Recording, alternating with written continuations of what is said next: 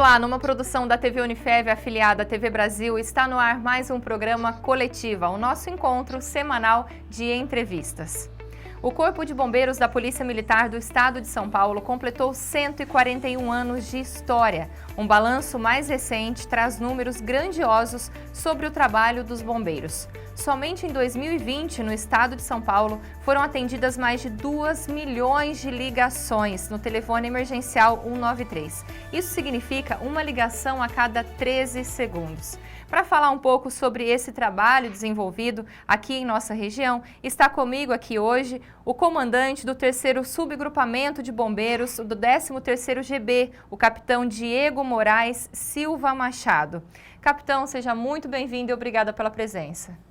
Bom dia, Fabíola. Eu que agradeço a oportunidade, estamos à disposição.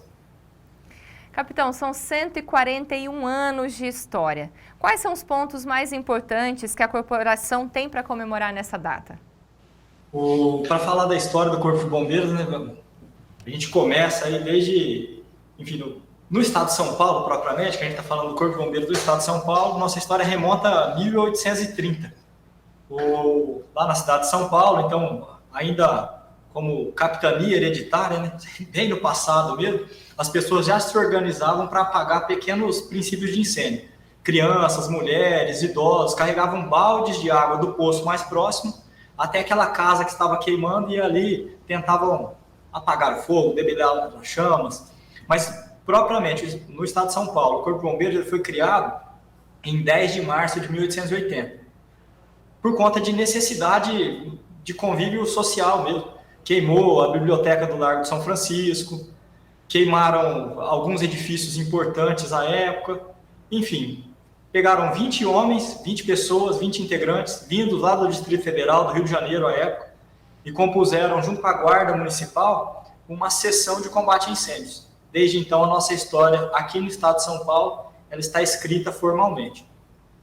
Certo. Evoluímos muito durante esse período. Hoje o Corpo de Bombeiros ele tem quase 9 mil integrantes, composto por homens, mulheres, enfim, pessoas vocacionadas a salvar vidas, a doarem o melhor de si em prol das outras pessoas que muitas vezes são anônimas, que a gente nem conhece, protegendo vida, meio ambiente, patrimônio, enfim, nós temos muito a evoluir, a gente reconhece isso, mas a gente também tem que comemorar esses 141 anos de história. É uma missão muito bonita, né, capitão? É uma missão, como o senhor comentou, de doação, né? Vocês, em muitos acidentes, em muitas situações, são as primeiras pessoas a chegarem, né?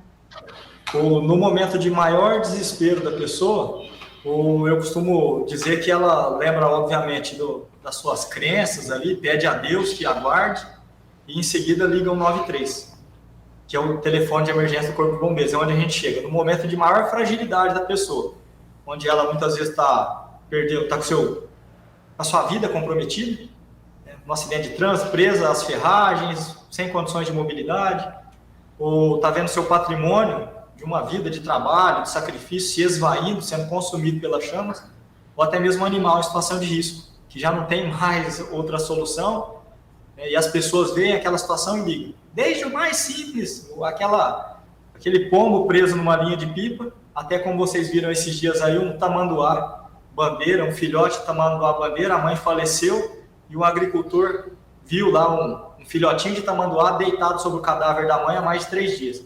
Chamou o Corpo de Bombeiros, que pegou ali uma chuquinha, uma mamadeira e amamentou lá esse filhote de tamanduá bandeira e levou para o veterinário, depois para a Polícia Ambiental e para o BOSS. Enfim, nosso trabalho é muito gratificante, no Fabíola.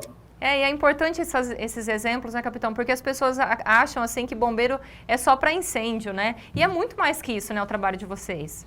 Nosso trabalho, ele é variado, tem múltiplas atribuições. Às vezes a gente se depara mesmo, eu acho que o carro-chefe do Corpo de Bombeiros são ocorrências envolvendo pessoas e não incêndio. Então, a gente mais atende ocorrências emergenciais envolvendo pessoas.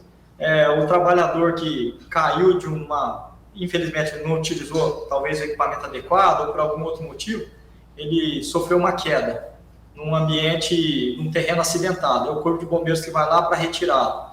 Soterramentos, acidente de trânsito, com vítimas presas em ferragens, incêndios, Enfim, nosso serviço ele é bastante variado. E só em 2020 foram mais de 480 mil ocorrências, quer dizer, mais de 500, quase 500 mil ocorrências, né, capitão? Conta pra gente como é que está estruturado o trabalho dos bombeiros aqui em nossa região? Como ele se organiza, né? Eu comentei que o senhor é comandante do 3º subgrupamento de bombeiros, do 13º grupamento de bombeiros, né? Conta como está organizado isso tudo, quais são as atribuições de vocês por aqui. Ô, Fabiola, para explicar assim para o público em geral, né, para nós é uma denominação, esse grupamento, subgrupamento, pelotões, base, é denominação própria, é estrutura própria. Mas assim, vou tentar explicar de uma maneira que aquela pessoa que está nos ouvindo aí consiga interpretar essa divisão administrativa. Isso é só uma gestão administrativa para melhor distribuir o Corpo de Bombeiros nos 645 municípios do estado de São Paulo. Pois bem, a sede fica na capital, na cidade de São Paulo. Lá fica o comando do Corpo de Bombeiros, ele é subdividido em comandos de bombeiros regionais, que a gente chama de comando de bombeiro do interior. Então, 3 comandos regionais, um situado em Bauru, um situado em Campinas e um situado no litoral. Existe o grupamento de bombeiros marítimos, que cuida praticamente da proteção de todo o balneário paulista, da parte marítima. Então, quando a gente viaja lá nas férias, geralmente para cidades litorâneas, a gente vê lá um guarda-vidas. Ali é um bombeiro militar, um policial militar, né? Um bombeiro militar, que a nossa estrutura aqui ela é integrada da polícia militar. Então ali você visualiza um bombeiro militar fazendo a guarda das pessoas que usam o balneário. Partindo para o interior, que é a nossa situação aqui, nós temos um grande comando, um comando de bombeiros do interior em Campinas e região próxima de São Paulo, e uma do interior que fica em Bauru. Tudo divisão administrativa, trazendo aqui para a região de São José do Rio Preto. É um grupamento de bombeiros comandado por um tenente-coronel, atualmente é um major que está lá, é o Major Santana, na função de tenente-coronel, que faz a gestão aqui dos 372 bombeiros que atendem a 96 municípios da nossa região. Eu lembro, o estado de São Paulo tem 645 municípios. 96 pertencem ao 13º grupamento de bombeiros em âmbito administrativo e operacional. Que é o que o senhor comanda? No que toca aos bombeiros. Aí então tem o grupamento de bombeiros, que é o 13º, é o nosso, contempla 96 municípios. Ele é subdividido em 3 subgrupamentos, comandados por capitão. É o meu caso. Então, o primeiro subgrupamento é comandado por uma mulher, inclusive, capitão Lidiara. Tá? Então, aqui a minha homenagem a vocês que estão em todos os setores com bastante competência. Então, tem lá a capitão Lidiara, comanda São José do Rio Preto. Tem um capitão lá em Catanduva, comanda Catanduva e outros 16 municípios. E estou eu aqui em Fernandópolis, que comando Fernandópolis e outros 47 municípios. Portanto, metade do GB está sob minha atribuição. Metade do grupamento de bombeiros está sob responsabilidade nossa aqui. Nós temos bases de bombeiros em Votuporanga, você conhece muito bem, praticamente de frente aí à Unifev. Temos em Fernandópolis, temos em Valentim Gentil, temos em Jales e Santa Fé do Sul. Cada uma dessas bases contempla outras 12, 13 cidades. E assim a gente atende aí com 372 bombeiros distribuídos nessas bases operacionais, que são 14 ao todo aqui no 13º GB, a gente atende aos 96 municípios. Capitão, praticamente agora... é isso. Eu não sei se eu fui muito extenso, mas... Sim, não, entendi, a gente entendeu, tá ótimo. Eu gostaria de saber também agora, durante a pandemia, qual foi o trabalho de vocês, qual tem sido o trabalho de vocês? Teve algum impacto? Eu me permito até uma alusão aqui, né? Eu tenho bastante respeito a todos os profissionais, todos eles. Mas a gente há de convir, e isso aí é parâmetro legal, que algumas atividades são menos essenciais que as outras, vamos dizer dessa maneira. Algumas atividades elas foram permitido o trabalho remoto, não é o nosso caso. Que até brinco, né? O home office do bombeiro militar é na rua, então é um street office, é trabalho operacional, a gente não parou. Pelo contrário, nosso serviço é 24 horas por dia, todos os dias do ano. Tá? Durante a pandemia, a gente trabalhou e trabalha ainda mais. Nós estamos atendendo as mesmas ocorrências de acidente de trânsito, só que agora com um parâmetro diferente. A gente tem um vírus, temos me permita essa alusão, né? Nós temos um inimigo que é invisível aos nossos olhos, ele é letal e a gente continua atendendo as ocorrências. São pessoas se acidentando, porque a vida não parou, apesar de algumas fases de isolamento. A gente continua atendendo as pessoas, trabalhando redobrado, utilizando as cautelas, melhoramos os nossos paramentos de segurança, os nossos equipamentos de proteção individual, utilização de roupa encapsulada às vezes. Imagina, a nossa região aqui é bastante amena, né? O clima é bastante ameno, estou sendo irônico, né? O clima aqui é quente ao extremo, 40 graus, 37 graus, o bombeiro está lá com uma roupa que por dentro a temperatura corporal dele quase chega a 40 graus. 40 graus é índice de febre que dá até epilepsia, a pessoa desmaia com isso daí. Tem um superaquecimento interno que chama intermação. Tá? O sangue quase ferve. Então, bom, para ser bombeiro tem que, enfim, ser quase, desculpa a brincadeira, mas tem que estar muito bem condicionado e tem que ser quase um super-homem. Nós estamos trabalhando redobrado, viu, para responder a sua pergunta, Fabio. Capitão, e agora o senhor tem aí uma larga experiência na área, né? Está na carreira, é capitão dos bombeiros. Quais são os principais desafios que o senhor elencaria da profissão? Além do uso de roupa pesadíssima nesse calor, né, da nossa região, além disso. Eu vou só para dar uma introdução, já que falamos da carreira em si, né? Eu tenho 19 anos de serviço operacional. Então, estou com 37 anos de idade e entrei aqui aos 18 anos. Com muito gosto, com muito prazer, com muita alegria, muita honradez mesmo, a gente sustenta essa nossa missão aqui no Corpo de Bombeiros, esse sacerdócio, essa entrega para uma missão, para um trabalho de ajudar as pessoas no momento de maior agonia. Os desafios que o bombeiro enfrenta no dia a dia. Nós estamos em época de pandemia, mas assim, esse é um recorte da nossa história. Ninguém imaginava uma situação dessa 2 anos atrás. Mas então não vou nem falar de pandemia, porque eu vou dizer que é exceção, né? O bombeiro está trabalhando aí com toda essa dinâmica, mas não somos só nós, vocês também, enfim, com todo esse resguardo sanitário que a gente está cumprindo para evitar a propagação de vírus, para evitar contaminação. O que o bombeiro enfrenta aí como desafio diário? Primeiro, ele tem que estar condicionado e se manter apto a atender todo e qualquer tipo de emergência. Às vezes uma simples, como eu te disse, um pombo preso numa linha de pipa num local elevado, tem que subir em árvore para resgatar um pombo. E, inclusive isso aí foi matéria, tá? Não estou inventando nenhum exemplo, foi matéria divulgada em âmbito nacional. Nós resgatamos aí um filhote de um pombo que estava preso numa linha de pipa a 7 metros de altura, próximo à linha de alta tensão. Só para falar assim, a gente arriscou a nossa vida para ir lá salvar um pombo. E a gente fez isso, né, não pensando em nenhuma mídia. Nosso trabalho é anônimo, na maioria das vezes. Ninguém fica nem sabendo as pessoas que a gente ajuda, que a gente salva, que a gente arrisca a nossa própria vida para salvar. Às vezes não é nem pessoa, não estou nem falando de meio ambiente, de animal. Às vezes é patrimônio.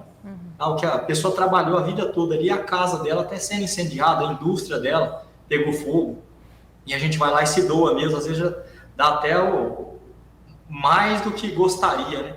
Porque às vezes a gente sacrifica até a própria vida. Tivemos casos aqui de bombeiro, inclusive São José do Rio Preto, foi fazer um salvamento lá de uma pessoa num momento em que a cidade chovia muito e alagaram algumas vias da cidade.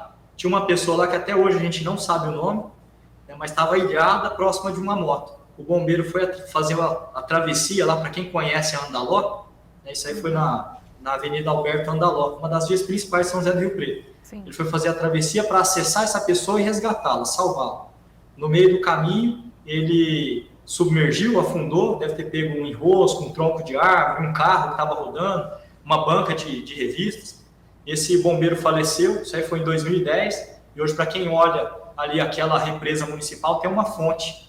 Essa fonte é o nome do bombeiro, é o Cabo Luciano. Está falecido em 2010, na tentativa de um salvamento. Então, os nossos desafios são esses. A gente chega para trabalhar, pode ser que seja um pombo enroscado numa linha de pipa e pode ser que a gente caminhe, às vezes até sem saber, né, para a morte. porque a gente tentando salvar uma outra pessoa pode vir a falecer. Enfim, o desafio do bombeiro é tentar equalizar essa situação de, às vezes ele sai para trabalhar e, infelizmente, ele pode se doar ao extremo para essa missão. Capitão, Graças a Deus a gente tem poucos eventos de morte envolvendo bombeiro. Nós temos bastante equipamento de proteção individual, bastante treinamento. O trabalho do bombeiro ele é calcado em três valências. É o homem, né, o nosso principal ativo, o integrante do Corpo de Bombeiros, o homem, a mulher, devidamente qualificado para enfrentar esses desafios diários. O equipamento tem que ser muito bom, e o treinamento. Então, homem, ou dizer assim, o ser humano, o equipamento e o treinamento são as nossas bases vitais. Capitão, e esse chamado, ele é sempre feito pelo 193, né, o chamado dos bombeiros.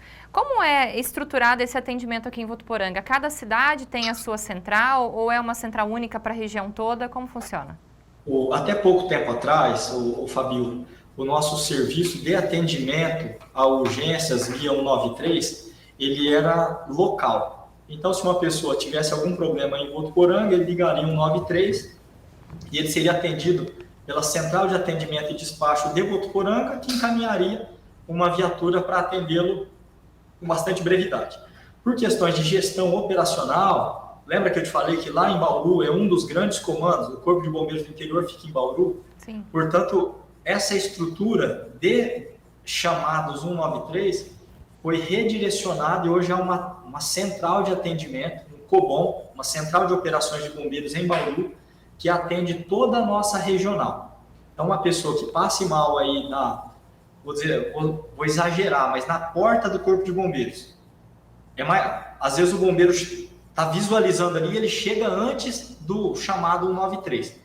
Mas os chamados hoje, para responder a sua pergunta de maneira bem breve, são direcionados para Bauru. Bauru imediatamente aciona para um sistema de acionamento remoto a base de bombeiros mais próxima e aquela base de bombeiros mais próxima procede ao atendimento. E qual é o tempo? Qual é o tempo Oi? médio entre a chamada e a chegada da equipe, capitão? O padrão, nós temos parâmetro de mensuração de qualidade para todos esses indicadores. Então, assim, uma chamada emergencial que chegue ali no 193 vai ser atendido lá em Bauru. Ele tem 30 segundos para fazer uma chamada emergencial. Ele tem 30 segundos para obter as informações, isso aqui é muito importante a gente falar, viu, Fabio? Às vezes a pessoa liga para o Corpo de Bombeiros e está muito desesperada e não fornece as informações necessárias. Sim. Que é falar o que está ocorrendo, então qual é o tipo de emergência e qual é o local da ocorrência. Ela precisa informar o endereço. Se ela falar, não, é aqui do lado da Unifev, estou tirando ali a nossa universidade como parâmetro, ela precisa indicar o local mesmo, a rua, a avenida, enfim, se for na rodovia, qual é o KM da rodovia, no caso da nossa, a Euclides da Cunha, qual é o KM, qual é o endereço? Ele precisa falar, portanto, que tipo de emergência e qual é o endereço. Tendo essas duas informações, é gerada uma ocorrência e uma viatura vai imediatamente. Gerada a ocorrência. Então, vou dizer assim, 30 segundos para gerar essa ocorrência e despachar. A viatura que atendeu, aliás, a base, vou dizer Votuporanga, que é o nosso exemplo típico aqui. Então, é uma emergência aí de frente à Unifev, passaram o endereço adequado e em 30 segundos essa ocorrência foi gerada e lançou ali, vou dizer, durante o dia para Votuporanga. Por que eu disse durante o dia? Porque à noite o parâmetro de saída do quartel é diferente também. Durante o dia tem 30 segundos para sair do quartel e à noite ele tem 45 segundos para sair equipado do quartel. Então, durante a nossa explicação aqui, deve ter dado uns 2 minutos. Já deveria ter saído 4 viaturas já. Legal, bacana. Capitão, outra coisa também, existe muita confusão das pessoas sobre quando ligar para o SAMU e quando ligar para os bombeiros ou quando ligar para a Polícia Militar. Como explicar isso de maneira simples? Qual é a diferença? Quando ligar para o SAMU, quando ligar para os bombeiros?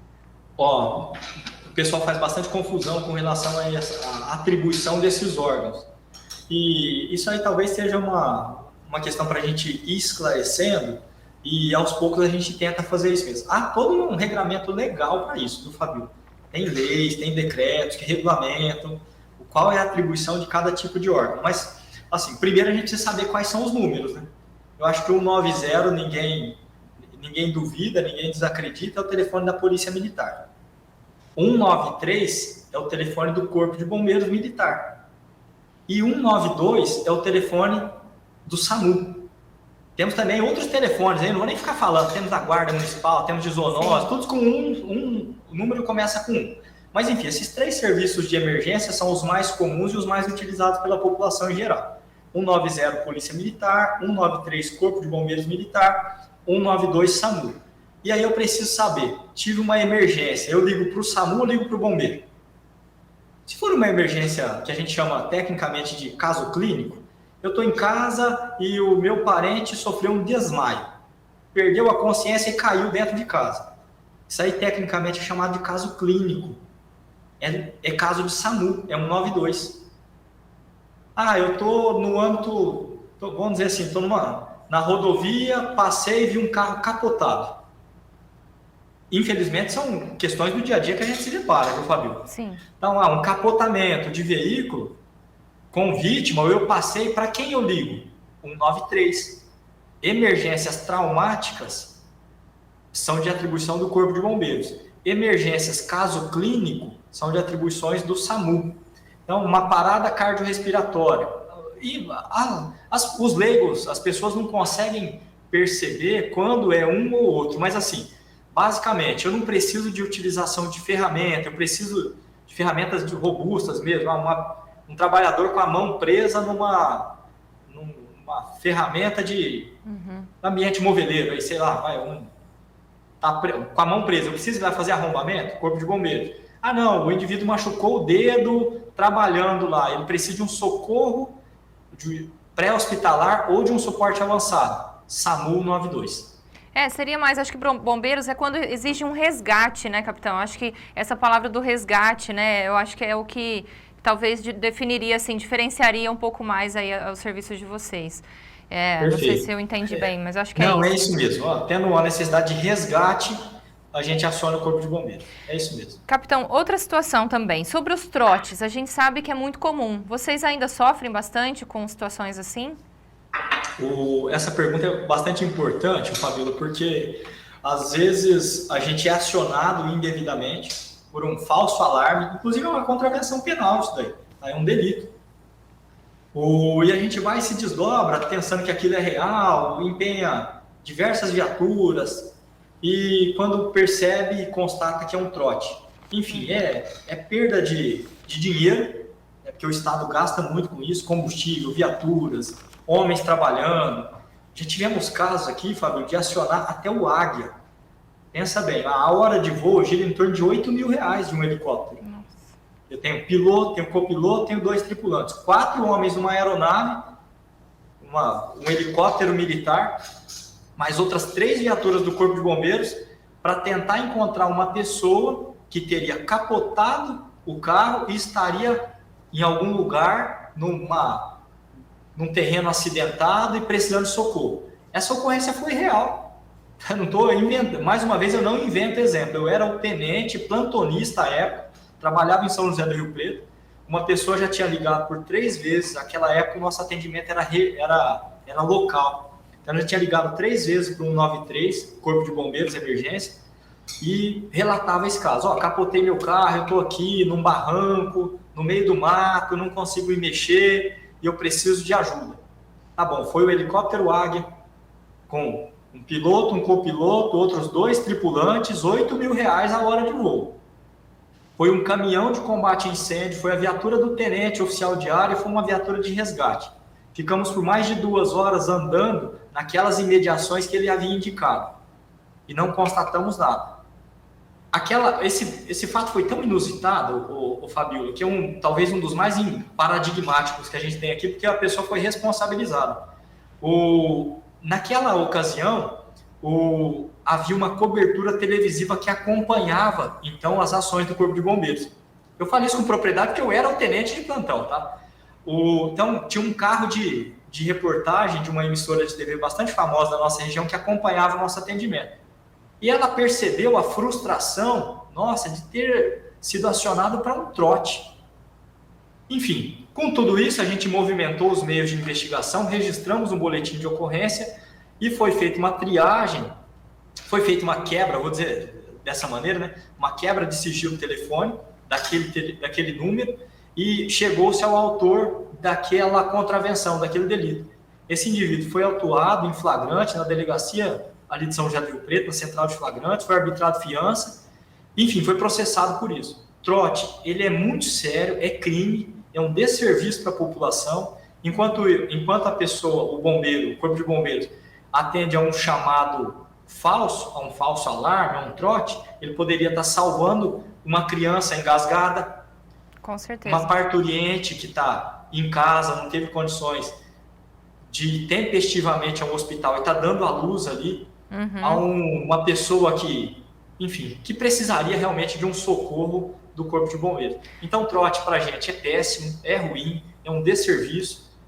Diminuiu por conta dessa centralização lá em Bauru, dos chamados 193, tem uma equipe com bastante mais... especializada, né? Mais especializada, dedicada a atendimento desses chamados e consegue detectar. O nosso índice ainda é alto, se comparado a países desenvolvidos de primeiro mundo, mas é uma questão que a gente precisa esclarecer. Assim, em caso de emergência, o telefone é 193, mas se não for emergência, não ligue no Corpo de Bombeiros para passar trote, você pode ser responsabilizado, pode ser processado e até preso por isso. Capitão, o senhor comentou agora há pouco sobre ocorrências com crianças. Agora, durante a pandemia, elas estão mais em casa. Eu gostaria de saber quais são as principais orientações para evitar acidentes com crianças, né? E quais são os casos mais comuns, aí, os alertas também que o senhor pode deixar para os pais? E nesse período de isolamento, realmente as crianças, muitas delas sem aula, em casa, e criança tem que ter supervisão constante. Então, a primeira orientação do Corpo de Bombeiros para os adultos, para os pais, jamais desvigiem as crianças. Então, feita essa consideração, essa premissa, eu preciso preparar o ambiente doméstico para deixar ele em condições seguras, para que a criança não acesse ali, por exemplo, numa área de serviço, o desinfetante rosa, achando que aquilo ali é um líquido saboroso. Preciso tirar, então, esses objetos do alcance das mãos das crianças, deixá-los mais acima. De preferência num armário trancado, num local que não seja de acesso fácil para a criança. O mesmo eu faço no ambiente de cozinha, facas, garfos, talheres pontiagudos, enfim, deixar num local em que a criança não tem acesso. E se ela o tiver, que ela seja minimamente esclarecida. Por exemplo, a criança de 4 anos come com garfo. Não pode colocar esse garfo aqui na garganta, porque senão vai machucar. Na cozinha ainda, fogão, né, as panelas, os cabos das panelas sempre voltados para dentro. Se não estiver utilizando todas as chamas, dê preferência para aquelas mais afastadas. A criança passa, encosta ali na panela, e pode ter queimadura muito séria. Para quem tem piscina em casa, mantenha sempre cercada, tampada, fechada. A gente atende muitas tragédias de afogamento de criança em ambiente residencial.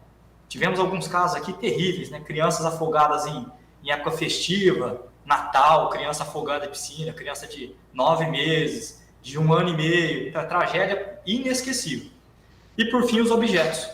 Objetos ligados em rede elétrica. Não faça gambiarras e tampe ou tape aquelas tomadas que estão na parte mais baixa das paredes. Porque choque elétrico também é um problema muito sério. O engasgamento também é uma coisa que assusta muito, não é, capitão? Quais são as principais recomendações nesse sentido? Volta àquela premissa, né? Jamais desvigie a criança. Não deixe ela colocar pequenos objetos na boca. Mostre para ela. Explique lá, não coloque isso daqui na boca. Pode te deixar dodói, você vai ficar no hospital, vai tomar injeção, vai ficar sem o papai, sem a mamãe. Então, primeiro, não desvigie as crianças jamais. Retire aqueles objetos pequenos que podem gerar engasgamento. E se isso acontecer, o que eu faço? Né? Tem uma manobra, né, de desengasgamento, geralmente a gente coloca, se for criança pequena, coloca no antebraço e faz eu vou dizer assim, com a mão semi-fechada, com a palma, deu umas batidas nas costas no sentido da nuca, para tentar desengasgar. Para adulto é uma outra manobra, mas enfim, tem o site do Corpo de Bombeiros, que é corpodeBombeiros.sp.gov.br/educação pública. Lá tem uns vídeos educativos que ensinam, por exemplo, a fazer manobras de desengasgamento de criança e adulto. Fica, então, acesse o site do Corpo de Bombeiros lá, que é interessante mesmo. Isso. fica essa dica importante, né, para o pessoal de casa que queira, para se, né, orientar melhor aí, que tenha crianças em casa, é importante saber até a chegada de uma ajuda profissional, né, é importante saber como agir nesse momento também e manter a calma, né, capitão? A gente sabe que não é fácil, mas que a pessoa tenha aí esse controle, né, e essas orientações também. Capitão, uma outra situação. Recentemente, nós tivemos 2 grandes incêndios aqui em Votuporanga em indústrias, né, aqui da cidade. De forma geral, quais são os principais motivos de incêndio em empresas e também residenciais? Não se tratando apenas dessas duas, mas de forma geral, quais são os principais motivos aí? Então, fazendo a premissa, né, não estamos falando desses casos dessas 2 indústrias, atendemos essas ocorrências e as causas devem ser investigadas pela Polícia Judiciária. Mas falando em âmbito geral, qual que é o principal fator de incêndio que a gente constata em ambiente residencial? Sem dúvida nenhuma, são em decorrência de ação humana. A pessoa que está cozinhando lá e está fazendo diversas tarefas ao mesmo tempo, esquece a panela no fogo e vai levar a criança para a escola. Aquela panela de feijão lá queima, fumaça tudo. Enfim, o que a gente, nesse sentido, então, até com um viés preventivo, o que a gente orienta as pessoas? Se concentrem em uma determinada tarefa. Se eu estou cozinhando, eu faço aquilo. Eu não fico cozinhando, mexendo no celular, tentando arrumar a criança para ir para a escola. Levanta um pouquinho mais cedo, faz o almoço antes, enfim. Concentre-se na atividade. Principal causa de acidente doméstico no âmbito de incêndios domésticos, ação humana. É ferro elétrico sobre a cama, é panela no fogo, é gambiarra em rede elétrica, sobrecarga de aparelhos ligados numa mesma tomada, enfim, esses são ação humana. No ambiente industrial, a gente percebe, em âmbito geral, que a maioria dos incêndios decorrem de curto-circuito. Então, assim, qual que é a dica, então, do Corpo de Bombeiros? Faça manutenções periódicas na rede elétrica do seu estabelecimento. Contrate um profissional habilitado, um técnico em elétrica, um engenheiro eletricista. Não faça sobrecarga na rede. O problema elétrico é preponderante na maioria dos incêndios que a gente constata. Logicamente, a ação humana também colabora, né? Às vezes a pessoa altera determinado local, coloca, sei lá, um produto inflamável próximo de um objeto quente. Vai queimar, vai explodir. Capitão, se eu puder te interromper, os aparelhos de ar-condicionado, né? A gente sempre ouve alguma ocorrência ou outra e depois o pessoal comenta que foi um problema no ar-condicionado. Parece bastante comum, não sei se é impressão minha, mas o que o senhor tem a dizer sobre isso? Então, o ar-condicionado é mais um aparelho elétrico ligado na rede elétrica. Então, com relação a ar-condicionado em si, a gente já atendeu algumas emergências, mas vou ser bem sincero, em âmbito residencial elas não são preponderantes. Ou talvez no âmbito industrial, que use altas cargas de refrigeração, talvez esse seja um local, mais uma vez que eu preciso falar, ligado à energia elétrica, portanto é causa de incêndio. O ideal, agora questão de saúde, questão sanitária, é que o ar-condicionado seja feito manutenção periódica, limpeza de filtro, limpeza de parte externa, de condensador, enfim, chamar um técnico para fazer essas inspeções periódicas. Nos nossos quartéis, a gente faz isso de 6 em 6 meses. Tá certo, capitão. Bom, a recomendação, eu gostaria que o senhor explicasse para as pessoas de casa, quando a gente percebe os primeiros sinais de um incêndio, qual é a principal recomendação para a pessoa que fez esse chamado para o bombeiro nesses primeiros momentos? Como ela deve agir? É um momento de bastante angústia para a pessoa, viu, Fabiola? Porque ela está percebendo, geralmente, um incêndio envolve o próprio patrimônio. Então, ela fica envolvida emocionalmente. E, às vezes, até tem pessoas que tentam apagar, vai lá e se queima. Aí a gente atende uma ocorrência de incêndio e uma ocorrência de resgate. Tem que socorrer uma pessoa com queimadura. Havendo um incêndio, o que a pessoa deve fazer, então? Coloque em condição de segurança, acione o telefone de emergência do Corpo de Bombeiros, 193. Nós iremos rapidamente para o local. Se ela tiver bastante calma e segura, segurança para atuar, ela vai lá no disjuntor de energia elétrica, lá no relógio de energia e desliga o disjuntor. Corta a energia daquela edificação. Fazendo isso, para nós já está suficiente. A gente vai chegar no local, tem uma sequência de atendimento, para nós aqui uma sequência de de ações. A primeira delas visa a resguardar vidas, né? Salvar pessoas em perigo, e depois a gente parte para combate a incêndio propriamente dito. E quando vocês chegam no ambiente do incêndio, capitão, quais são as primeiras... qual é o protocolo de atendimento inicial aí? A gente segue um protocolo internacional, Fabíola, de combate a incêndio. A primeira ação que a gente adota é uma ação que a gente fala assim: a gente precisa se colocar em condições de segurança. Eu preciso estar devidamente paramentado, com equipamento de proteção individual, equipamento de proteção respiratória. Isso tudo é muito rápido. Lembra que eu te falei lá dos 30 segundos? O bombeiro sai já paramentado e colocando o equipamento de proteção respiratória. Ele chega no local praticamente pronto. Estaciona a viatura no local adequado, desliga a energia da edificação, verifica se tem vítimas, e se tiver, ele vai salvar lá as possíveis vítimas, ou vai fazer uma exploração, ver se não tem animal ali que está sendo acometido pelo fogo e fumaça, se não tem crianças, se não tem pessoas. Feita então a prioridade, salvar pessoas, salvar vidas, ele parte para o combate a incêndio. E quais as recomendações para a extinção do fogo por meio da água? É até difícil falar, Fabíola, porque a gente não recomenda que as pessoas tentem extinguir os incêndios, a menos que ela tenha segurança e capacitação. Porque para cada tipo de objeto queimando, é um determinado aparelho extintor. Eu estou sendo técnico, mas assim, para determinados objetos eu uso água, para outros eu não posso usar água. Se tiver, por exemplo, uma panela com óleo queimando, se eu usar água, eu vou agravar o incêndio, vou gerar um fenômeno de explosão, vai espirrar o óleo quente na pessoa, ela não vai extinguir o incêndio e vai ter queimaduras sérias, vai ter que ir para o hospital. Então, aparelhos elétricos energizados, se eu jogar água, eu vou tomar choque elétrico. Enfim, assim, para usar água para combater incêndio, tem que ser, então, eu vou fazer as recomendações ali, tem que ter bastante capacitação, tem que ter segurança no procedimento e tem que ser um objeto queimando em ambiente isolado que não seja produto perigoso nem óleo. O que a gente recomenda? Não tente extinguir o incêndio, a menos que você tenha bastante capacitação e segurança. Do contrário, se coloque em condição de segurança, diz que o 93 que nós iremos rapidamente até o local. O senhor falou bastante aí sobre cozinha, fogão, né? Quanto às ligações de gás, quais os principais cuidados que nós devemos ter em casa?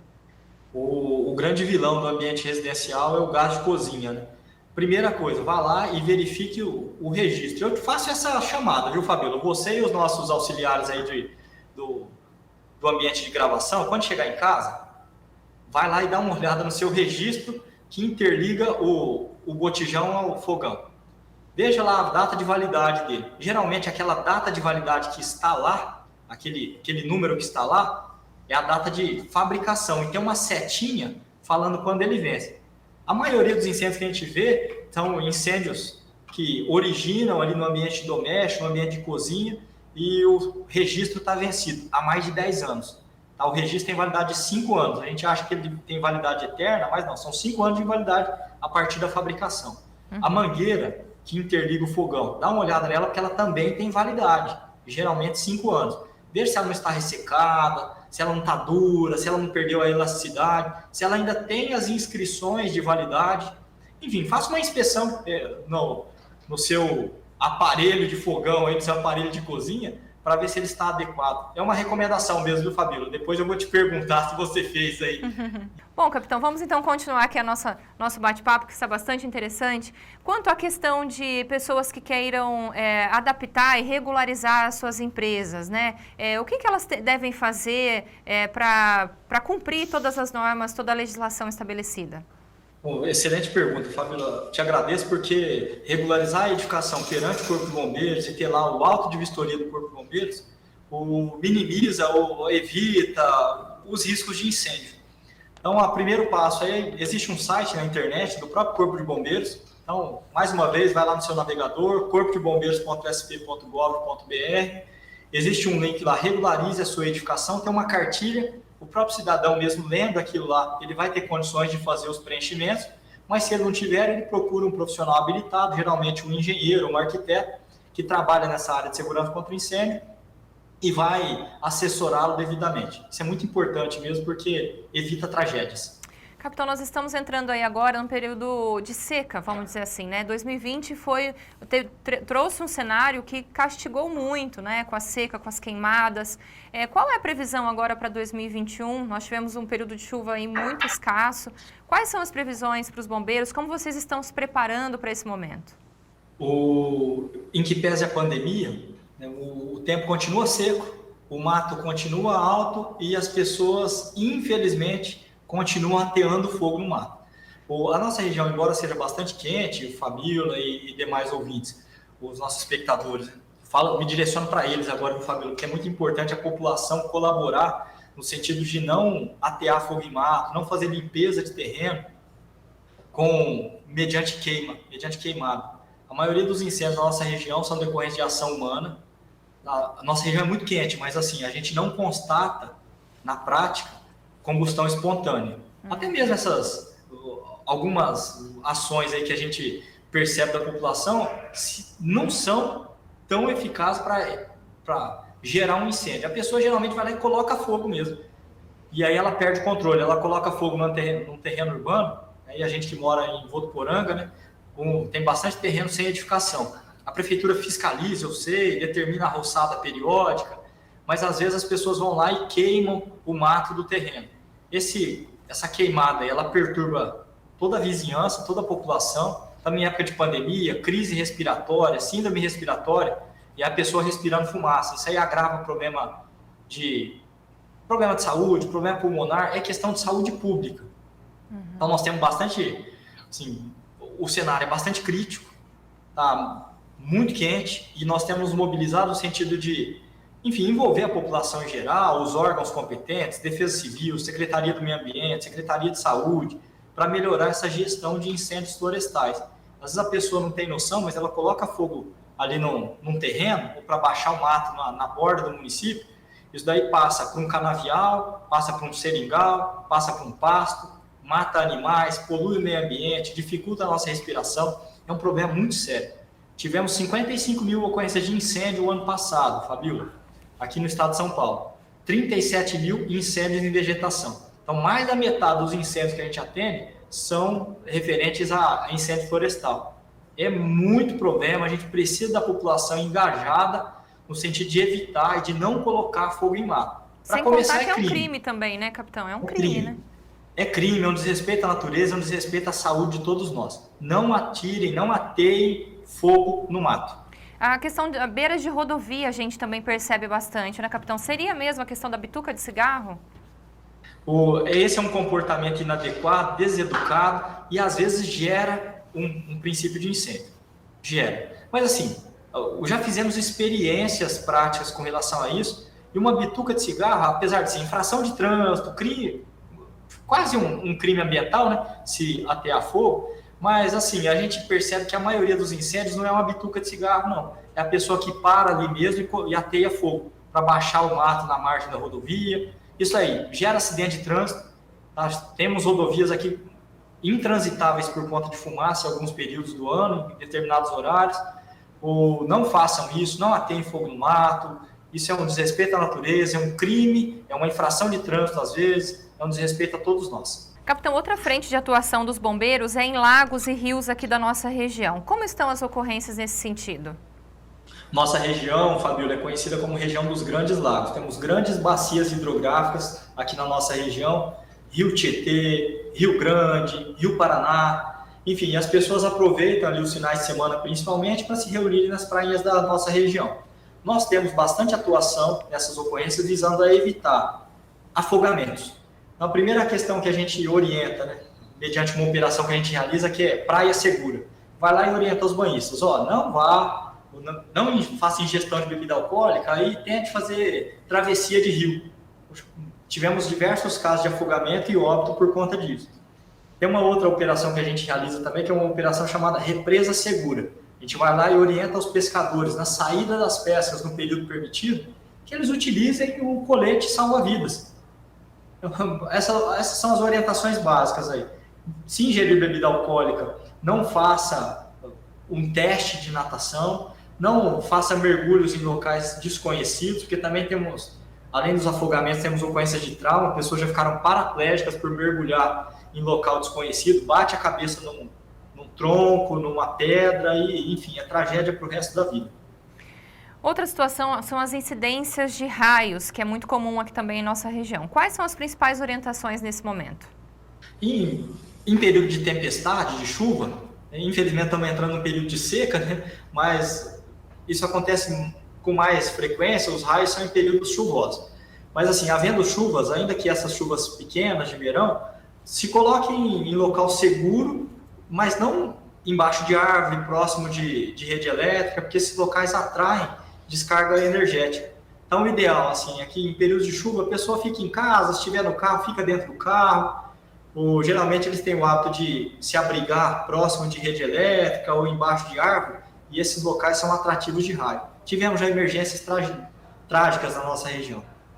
Capitão, você comentou que está aí desde os 18 anos no Corpo de Bombeiros, atuando nessa área. A gente gostaria agora de falar um pouco mais sobre a profissão. Muitos que estão nos assistindo talvez desejam aí enfrentar essa carreira, né? Vamos dizer assim. Então, falando um pouco mais sobre essa profissão, quais as qualidades e competências de um bom profissional dos bombeiros? Eu diria que a primeira atribuição, a primeira competência, a qualidade do indivíduo que pretende ingressar no Corpo de Bombeiros é gostar de pessoas, é gostar de gente. Quem gosta de trabalhar com papelada, com papel, aqui não é o local. Aqui é um local que são pessoas cuidando de pessoas, é gente cuidando de gente. Então, gostando de gente e tendo disposição, o que ele precisa? No estado de São Paulo, aliás, o ingresso no Brasil para a carreira de bombeiro militar, para as carreiras públicas, ou é mediante concurso público. Tem que ser maior de idade. Aqui é um parâmetro de idade no estado de São Paulo, que é a pessoa ter entre 18 e 30 anos. Tem um parâmetro de altura também exigido, em média 1,60 m, boa condição física, não registrar antecedentes criminais, não ter feito uso de droga. Então está aqui estou praticamente lendo o edital aqui para a gente. Mas é ter boa condição física, boa condição de saúde, não fazer ingestão de drogas ou não ter feito ingestão de droga. Se submete a um concurso público bastante concorrido. O último concurso público aqui no estado de São Paulo deu 120 candidatos por vaga, mais concorrido que os cursos eu diria que mais disputados da FUVEST. Então, estudar bastante, porque a carreira exige bastante estudo, bastante treinamento. Quando ingressa, ele passa no concurso público, é feito então exames físicos, psicológicos, investigação social para ver se de fato ele tem bons antecedentes, não fez uso de droga, não é associado à organização criminosa, enfim, tem todo um cuidado com relação à segurança pública, porque mais uma vez é gente cuidando de gente.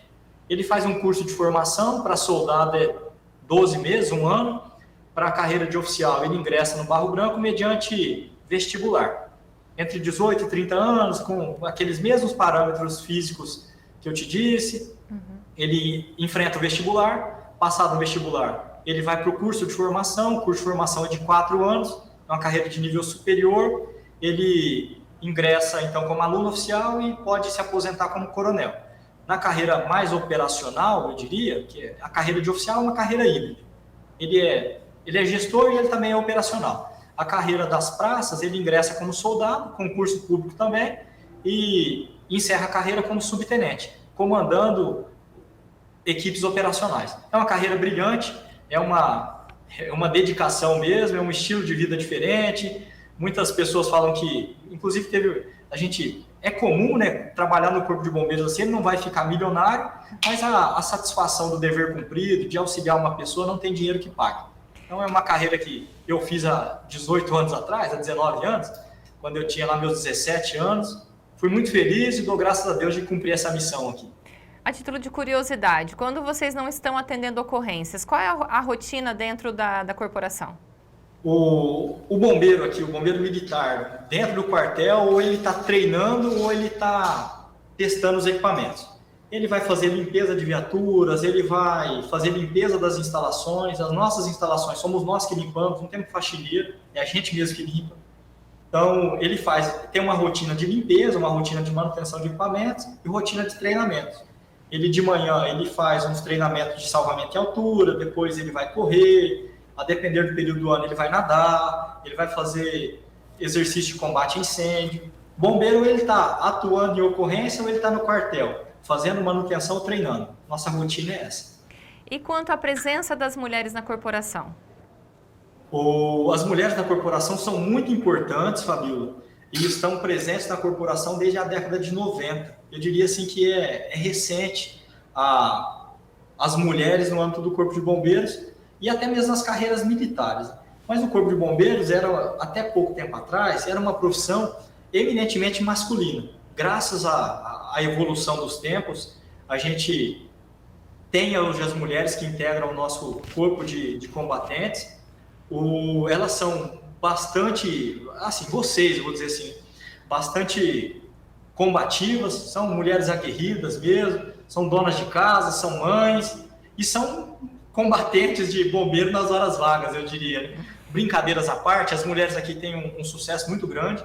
Temos mulheres que ocupam funções operacionais, temos mulheres que ocupam funções de comando, temos aqui comandante de prontidão, temos comandante de subgrupamentos, tem uma capitão aqui, capitão Lidiara, comanda São José do Rio Preto, possui os cursos mais difíceis do Corpo de Bombeiros, é uma das nossas referências mais positivas. É mergulhadora, tem curso de salvamento em altura, tem curso de salvamento terrestre, é uma das mulheres que nos espelham aqui, nos incentivam. Parabéns a todas elas, então, né, capitão? Bom, e aí mais uma pergunta sobre isso também, sobre essa questão da carreira. Qual a diferença entre um bombeiro civil ou brigadista particular de um bombeiro militar? O brigadista profissional, bombeiro civil, eles atuam em carreiras civis, então geralmente eles prestam serviço para empresas, são contratados mediante contrato de trabalho, CLT, eles têm um regime de horário que não pode extrapolar, geralmente trabalha 8 horas, folgam os finais de semana.